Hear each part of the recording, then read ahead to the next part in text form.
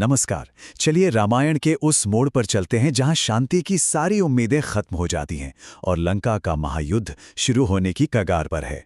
इसकी शुरुआत तब हुई जब अंगद शांति का आखिरी संदेश लेकर रावण की सभा में पहुंचे और यही वो पल था जिसने इतिहास की दिशा ही बदल दी। कल्पना कीजिए, रावण के उस अहंकार से भरे दरबार की। अंगद अंदर आते हैं और रावण का पहला सवाल ही उसकी नफरत और श्रीराम के लिए उसके तिरस्कार को साफ साफ दिखा देता है। माहौल में तनाव इतना बढ़ जाता है कि हर कोई समझ जाता है कि यहां शांति की बात करना लगभग नामुमकिन है। लेकिन आपको बता दूं, अंगद का इरादा युद्ध का बिल्कुल नहीं था। वो तो एक दूत बनकर आए थे, शांति का एक आखिरी मौका, एक आखिरी चेतावनी लेकर। श्री राम ने जो प्रस्ताव भेजा था वो असल में रावण के अहंकार पर सीधी चोट थी। ये प्रस्ताव विनम्रता का मार्ग दिखा रहा था। अंगद ने रावण को साफ साफ कहा कि अगर तुम अपना घमंड छोड़ने को तैयार हो तो राम अब भी युद्ध टालना चाहते हैं।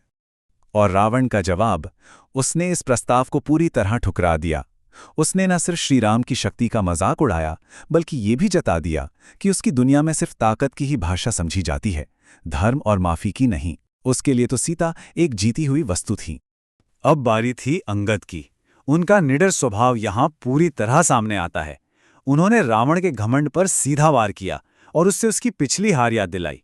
याद दिलाया राजा बाली का, जिसने रावण को महीनों अपनी कांख में दबाकर रखा था, और उस सहस्त्रबाहु का, जिसने उसे एक खिलौने की तरह बांध लिया था। जब बातों से बात नहीं बनी तो अंगद ने पूरी सभा को एक ऐसी चुनौती दी जो सिर्फ ताकत की नहीं बल्कि प्रतीकात्मक भी थी। एक ऐसी चुनौती जो लंका के भाग्य का फैसला करने वाली थी।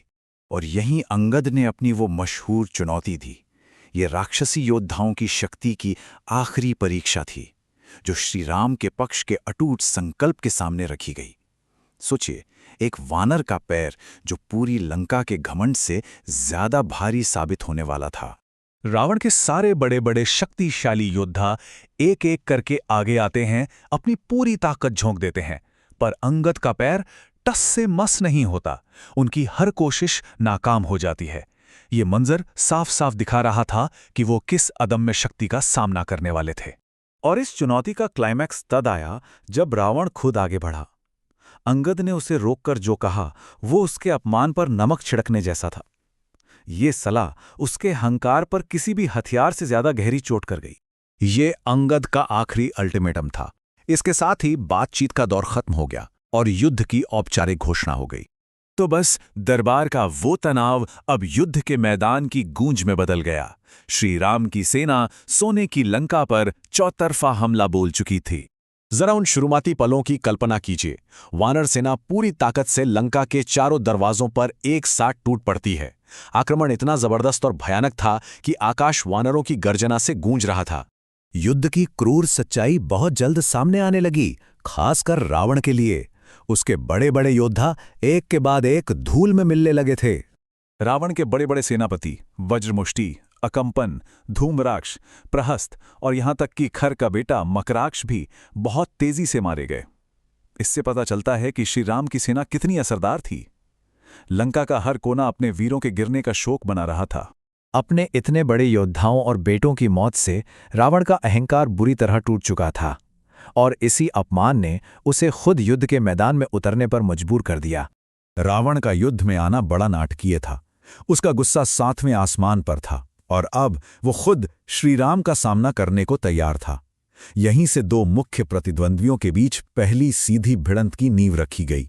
यहां हमें दो बिल्कुल अलग दर्शन, दो बिल्कुल अलग विचारधाराएं टकराती हुई दिखती हैं। एक तरफ रावण का अधर्म, जिसके लिए जीत ही सब कुछ है, और दूसरी तरफ श्रीराम का धर्म, जो एक निहत्थे दुश्मन पर भी वार करने की इजाजत नहीं देता। ये सिर्फ दो सेनाओं का नहीं, दो विचारधाराओं का युद्ध था। और इस पहली भिड़ंत में श्रीराम ने रावण की शक्ति और अहंकार के हर प्रतीक को एक एक करके तोड़ा। उसका मुकुट तोड़ा, धनुष तोड़ा, रथ को नष्ट कर दिया, लेकिन उसे जान से नहीं मारा। उसे जीवित छोड़ दिया, पूरी तरह से अपमानित करके। श्री राम के ये शब्द मौत से भी बड़ी सजा थे। उन्होंने रावण पर दया दिखाकर उसके अहंकार को ऐसी चोट पहुंचाई जो किसी भी हथियार से ज्यादा गहरी थी। ये साबित कर दिया कि असली ताकत विनम्रता और धर्म में है, घमंड में नहीं। चलिए अब इस हारे हुए और अपमानित रावण के साथ वापस उसके दरबार में चलते हैं, जहां वो इस जिल्लत से जूझ रहा है और अपनी अगली और शायद सबसे हताश चाल की योजना बना रहा है। युद्ध परिषद में आखिरकार फैसला हुआ, एक ऐसे गुप्त हथियार को बाहर निकालने का जिसे अब तक बचाकर रखा गया था। रावण ने अपने भाई महाकाय कुंभकर्ण को जगाने का आदेश दे दिया। तो अब सवाल ये ही है कि क्या ये नया, विशाल और अजेय माना जाने वाला योद्धा युद्ध का पासा पलट सकता है? इसका जवाब तो हमें युद्ध के अगले चरण में ही मिलेगा।